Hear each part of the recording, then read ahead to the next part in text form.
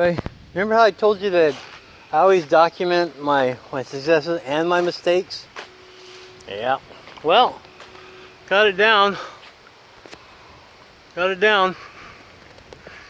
Got both of them down. One more I want to get down, but not tonight. But I guess we're gonna do a we're gonna learn how to replace a top rail on a chain link fence now. Doggone it! This thing came and swung around. I was worried about hitting the antenna up there, which the wire you can barely see right there under the black spot. That's the inspector side. Stop it. I'm gonna let that go. Hopefully I didn't kill the whole tree. But you know, if I did, well then, you know, I'm not pay somebody to do that because that's too big for me. But like I said, you know, we learn our lessons, don't we? Looks like one rail.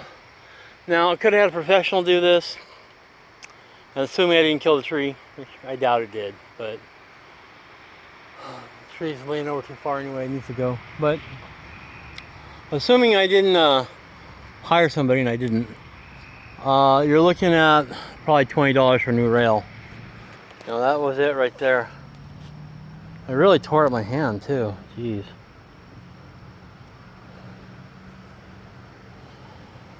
Oh man.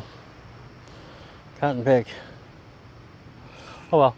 Anyway, as NCP, we document our success and our failures here, so. New rail. That tree.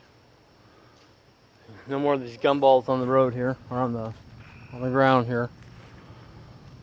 And then, like I said, hurricane season's coming, so I wanted those two branches down. At least this one, and the one hanging over the house. So, there we go. It's NCP. Have a good one, everybody. So, $20 lesson and some time, I guess. Alright, have a good one, everybody. I'm out of here.